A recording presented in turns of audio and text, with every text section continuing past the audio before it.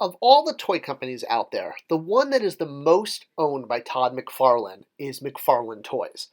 And it's easy to see how much of a factor they have played in not only fostering and essentially helping to create the adult collector market in the 90s, but they've constantly pioneered the action figure industry to the point that this small, independently owned company, run by a former comic book artist, has pushed mainline toy companies to completely change how they do things.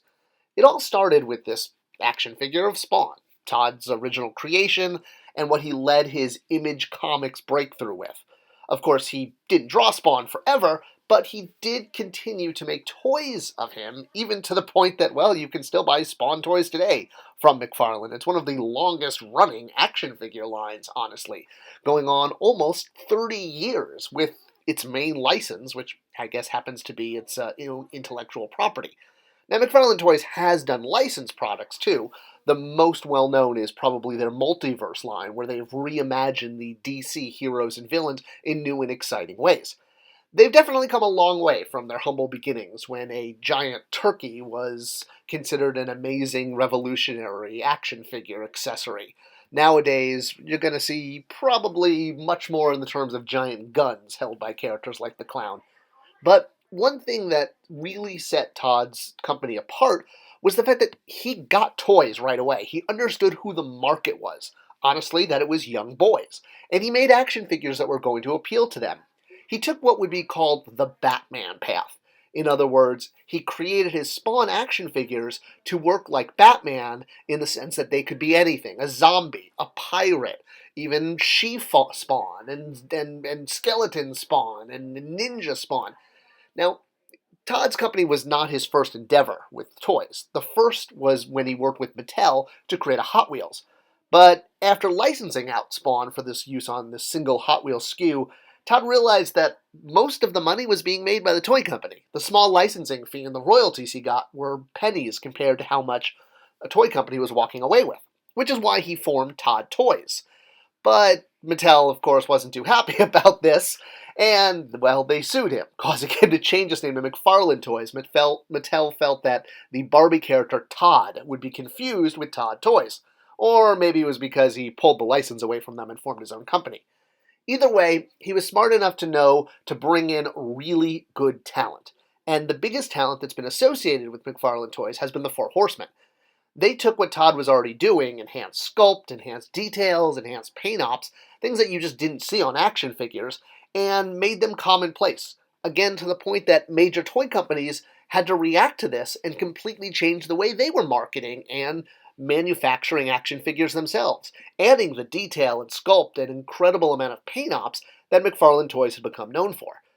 Now, while the Four Horsemen helped revolutionize Todd's own IP, he also tasked them with creating brand new characters, especially in the Total Chaos line, which probably broadcast and showcased their talents.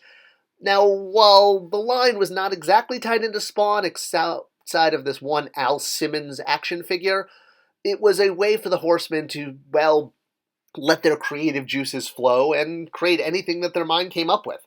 In fact, they even added a character of themselves into the Total Chaos line, the aforementioned Corn Boy action figure, both named after and with the visage of Eric Cornboy Mays. Hence, Mays, get it? Mays, corn. That's why he calls himself Corn Boy. Anyway, the point is, he even sculpted himself into this toy line as a way of sort of commemorating all the work the Horsemen did. One of the other revolutionary things McFarland Toys did was really break the mold as far as price value. As an example, this Malebolgia figure on the left there and that medieval Spawn figure on the right, while packaged together in this deluxe 2-pack, they were originally sold as single figures, not in the same assortment, but at the same price point. Medieval Spawn was in the first assortment, and I think Malebolgia was in wave 2 or 3. But they were sold on cards as equivalent toys. So you could see from that 2-pack how much bigger Malebolgia is and the price value you get. He was able to remove articulation and Deco from other figures in the assortment in order to give those price hits to Malebolgia to make it bigger so you could have such a big figure. So how does he do this? And especially, how in the world does Todd McFarlane manage to have so much tooling? There's almost no shared tooling in his toy lines. It's very simple. He's a privately held company. He doesn't have stockholders. It's his own company. He put up his own money. So if Todd wants to create a product that's not going to hit the margin target of the rest of the toy line, he can do that. He can lose money on a figure. You're not going to see that with publicly held companies like Jax, Hasbro, Mattel, Spin Master, because they're required by their stockholders for every product to hit a certain margin target, a certain percentage of the total price. Todd doesn't have to do this, and he's one of the only privately held major toy companies, especially to acquire major licenses like DC. You honestly just don't see that these days. And if he wants to, I don't know, say take all of his profits one year and buy a bunch of baseballs and not pay his employees, hey, he can do that too. And he kind of did do that. But that's not important right now. The point is that Todd can essentially run the company however he wants. It's the advantage of not having stockholders. Now, of course, there is a second factor. It's not just the lack of having corporate ownership or stockholders, but the fact that, well, McFarland Toys, like most other smaller toy companies, have very low overhead costs. For those of you questioning what this has to do with the cost of the toy, well, the smaller the office, the less portion of your revenue you have to pay to upkeep that office. I mean, feeding that giant Mr. Potato Head that lives outside of the Hasbro office isn't cheap. I mean, you can only sacrifice so many gazelle and zebras each year before he gets ravenous. So the bigger the company, yeah, everything from insurance to healthcare, utilities, the rent on your office, all of that adds up, and it all becomes a portion of the cost passed along to a consumer.